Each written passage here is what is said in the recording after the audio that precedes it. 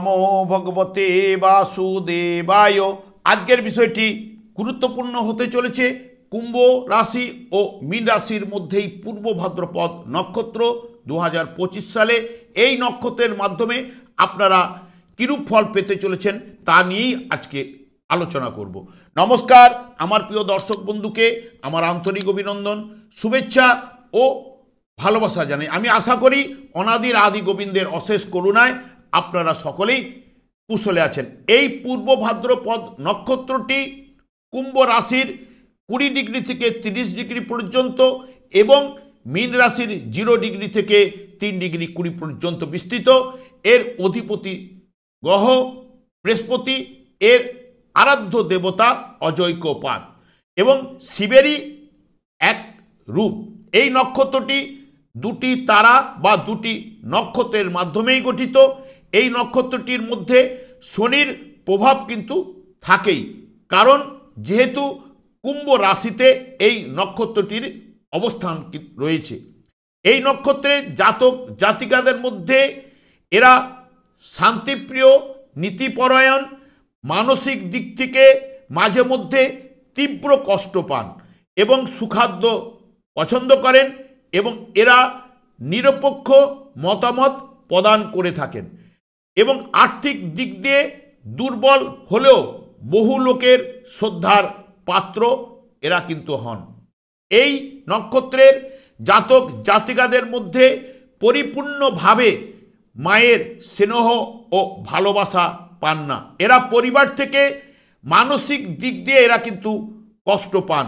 আর্থিক জগতে জাতকের ভাগ্য কিছুটা সৌভাগ্যশালী বলা যায়, কিন্তু অর্থ সঞ্চয়ের অনেক সুযোগ কিন্তু এরা পায়।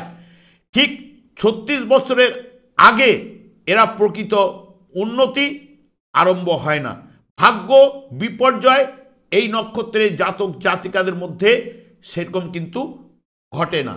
আমি আচার্য কমল শাস্ত্রী প্রত্যেক বুধবার এবং শুক্রবার সন্ধ্যে 8:30 এই চ্যানেলেই লাইভ অনুষ্ঠান নিয়ে উপস্থিত হই। ঠিক ওই সময় আমাকে ফোন করলে বা বিভিন্ন ধরনের ভিডিও আমি আপলোড করে থাকি, সেগুলি পাওয়ার জন্য আমার চ্যানেলটিকে সাবস্ক্রাইব করে বেল আইকনে ক্লিক করে রাখুন। যখনই আমি লাইভ অনুষ্ঠান এবং যে কোনো ভিডিও আপলোড করলে আপনাদের কাছে নোটিফিকেশন পৌঁছে যাবে। এরপরেই এদের মধ্যে সুখের প্রবৃত্তি আসবে, কিন্তু বৃহস্পতি বর্তমানে বক্রতা থাকায় তাই কিছুটা নিষ্ক্রিয় রয়েছে, সুতরাং কিছুটা কল্পনাপ্রবণ মানসিকতা কিন্তু থাকবেই। ভোগ সুখ খাদ্য গ্রহণ করার প্রবৃত্তি ফুটে উঠবে, বেশভূষার প্রতি আকর্ষণ থাকবে এবং প্রেম প্রীতি ভালোবাসাও কিন্তু থাকবে, কারণ মাতৃকারক গ্রহ চন্দ্রের নক্ষত্রে থাকার কারণে। ঠিক মীন রাশির পূর্ব ভাদ্রপদ নক্ষত্রে ঠিক জানুয়ারি মাস থেকে 9 এপ্রিল পর্যন্ত প্রতিপত্তি বৃদ্ধি পাবে, বুদ্ধিমূলক কাজকর্মে অগ্রগতি, বিদ্যা ক্ষেত্রে সফলতা আসবে, বিবাহের যোগ, আর্থিক উন্নতি এলেও ব্যয়ভাব কিন্তু প্রবল রয়েছে। গৃহ পরিবারে শান্তি থাকবে, সংসারে অন্য কোনো সদস্যর দ্বারা সমস্যায় আপনারা কিন্তু জড়িয়ে পড়তে পারেন। কর্মলাভের যোগাযোগ ঘটবে, তবে এপ্রিল মাস নাগাদ জয়েন্টের জায়গা কিন্তু আপনাদের দেবে। এপ্রিলের প্রথম সপ্তাহ নাগাদ স্বাস্থ্য বিষয়ে সচেতন বা সতর্ক থাকতে হবে। মাতার সঙ্গে মাঝে মধ্যে মনোমালিন্য ঘটার সম্ভাবনা থাকবে। ব্যবসা বাণিজ্যে সফলতা উন্নতি আসবে ঠিক ফেব্রুয়ারি ও মার্চ মাস নাগাদ। বৃহস্পতি ও চন্দ্র আপনাদের জন্মছকে যদি দুর্বল থাকে তাহলে মিথ্যা অপবাদে জড়িয়ে যাওয়ার সম্ভাবনা এবং সন্তানের কারণে মনকষ্ট, ব্যবসায় ক্ষতি হওয়ার সম্ভাবনা, ধার দেনার কারণে বিরোধে আপনারা কিন্তু জড়িয়ে পড়তে পারেন। ঠিক কুম্ভ রাশির পূর্ব ভাদ্রপদ নক্ষত্রে অনেকের ক্ষেত্রে গৃহ বদলের যোগাযোগ আসবেই। আর্থিক লাভ দিলেও ব্যয়ভাবের কারণে সঞ্চয় হবে না। আইনি কোনো ব্যাপারে যদি আপনাদের জড়িয়ে থাকেন এপ্রিলের পরে সফলতা আসবে। বিদ্যাক্ষেত্রে শুভ ফল পাবেন এবং রাস্তাঘাট যানবাহন থেকে সাবধানতা অবলম্বন করতে হবে। ঠিক মার্চের 15 তারিখের পর ঠিক ওই সময় স্বাস্থ্য বিষয়েও একটু সতর্কতা অবলম্বন এবং সচেতন থাকতে হবে।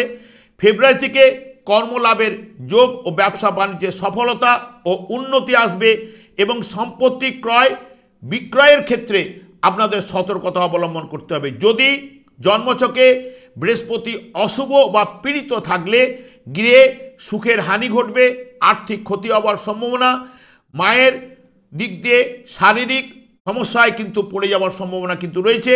বিশেষ করে আপনাদের ক্ষেত্রে ওই সময়টা পেটের সমস্যা, চোখের সমস্যা, ঘাড়ে ব্যথা, পায়ের সমস্যায় কিন্তু আপনাদের ভোগাতে পারে। ঠিক 10ই এপ্রিল থেকে 14ই মে পর্যন্ত জাতকদের ক্ষেত্রে ছোটবেলা থেকেই প্রতিষ্ঠা হওয়ার চেষ্টা কিন্তু থাকবে এবং চিন্তা ভাবনা বাস্তবমুখী, ভোগ সুখ এবং ভোজনের প্রতি আকর্ষণ কিন্তু থাকবে। এরা ধনী ব্যক্তিদের সহিত মেলামেশা ও বন্ধুত্ব গড়ে উঠবে এবং সবথেকে এদের মহিলা বান্ধবী এদের বেশি থাকে এবং প্রেমে জড়িয়ে পড়ার প্রবণতা, ব্যবসা ক্ষেত্রে সফলতা, যোগাযোগমূলক যারা ব্যবসার সঙ্গে যুক্ত রয়েছে সেখান থেকে উন্নতি এবং সফলতা রয়েছে। অনেকের ক্ষেত্রে বিদেশে কর্মলাভের যোগ, বিশেষ করে ইঞ্জিনিয়ারিং ডিপার্টমেন্টে কম্পিউটার রিলেটেড অধ্যাপনা গবেষণার কাজে বা অন্যান্য কাজেও বিদেশে যাওয়ার যোগ কিন্তু ওই সময় কিন্তু রয়েছে। ঠিক ওই সময় আপনারা কিন্তু সুস্বাস্থ্যের অধিকারীও আপনারা থাকবেন। ঠিক 15ই মে থেকে 13ই জুন পর্যন্ত দেশ ভ্রমণের যোগও কিন্তু আপনারা পাবেন।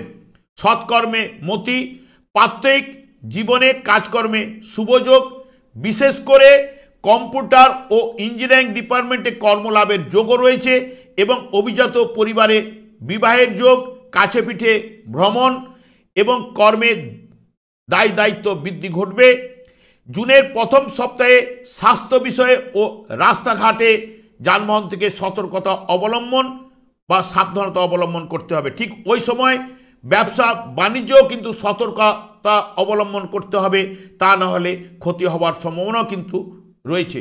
14ই জুন থেকে 9ই আগস্ট পর্যন্ত জাতকের ওই সময় পরিবর্তনের যোগ কিন্তু আসবেই। যদি আপনারা কর্মের পরিবর্তন চান বা যে কোনো বিষয়ে যদি পরিবর্তন চান, ঠিক হওয়ারও সম্ভাবনা কিন্তু এসে যাবে। যদি কোনো দীর্ঘস্থায়ী কোনো সমস্যার মধ্যে থাকেন, তা সমাধান কিন্তু অতি অবশ্যই ওই সময় হবে।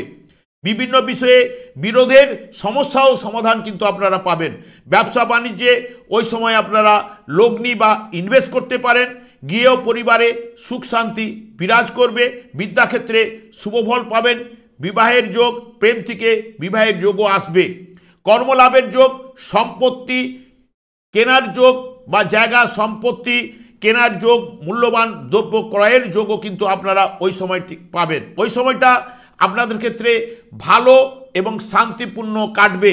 যদি জন্মছকে বৃহস্পতি শুভ অবস্থান করে, তবে বিশেষ করে আবগারি ডিপার্টমেন্ট, শুল্ক বিভাগে বা কম্পিউটার রিলেটেডে যারা কাজকর্মের সঙ্গে যুক্ত রয়েছেন, ওই সময় শুভ ফল আপনারা অতি অবশ্যই কিন্তু পাবেন।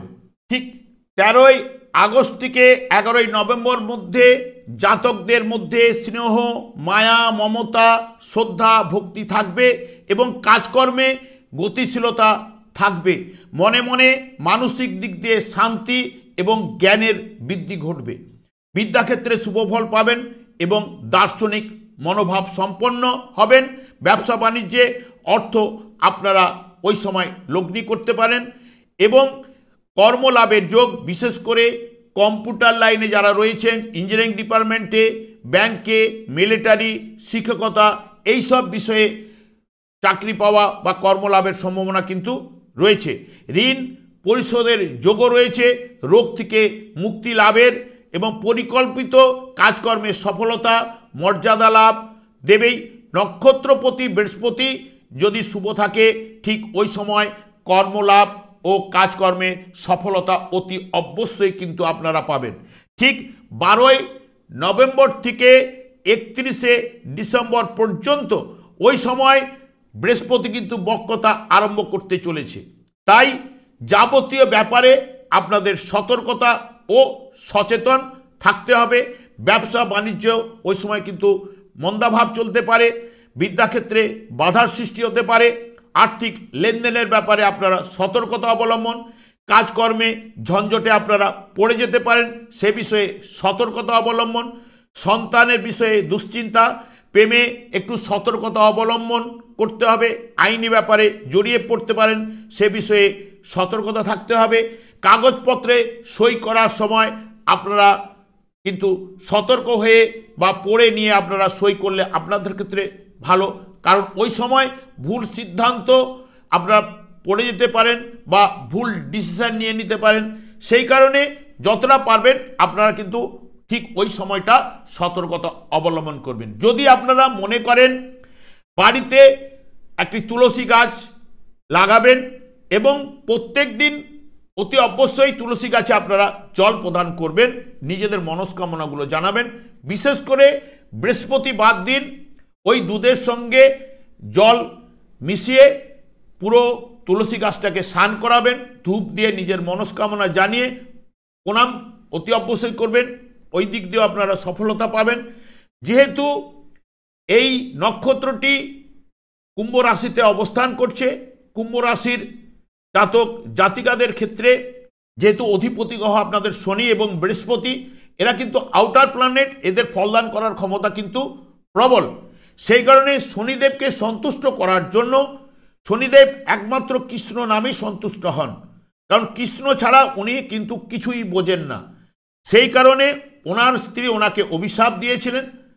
আমি বলবো আপনারা এই যুগে যুগধর্ম, হরেকৃষ্ণ মহামন্ত্র, শ্রীচৈতন্য মহাপ্রভু দেশের বাসীদের উদ্ধার করার জন্য বা প্রত্যেককে উদ্ধার করার জন্য এই মহামন্ত্র কিন্তু প্রদান করে গেছেন। আপনারা যদি মনে করেন, যদি সময় না পান, হয়তো শুতে যাওয়ার সময় এবং বিছানা ত্যাগ করার সময় অতি অবশ্যই হরেকৃষ্ণ মহামন্ত্র এই যুগে যুগধর্ম আপনারা করবেন।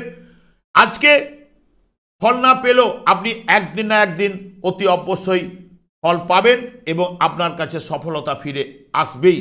আমি আচার্য কমল শাস্ত্রী প্রত্যেক বুধবার এবং শুক্রবার সন্ধ্যে 8:30 এই চ্যানেলে এই লাইভ অনুষ্ঠান নিয়ে উপস্থিত হই। ঠিক ওই সময় আমাকে ফোন করলে আপনারা নিজেদের ভাগ্য বিষয়ে জানতে পারবেন।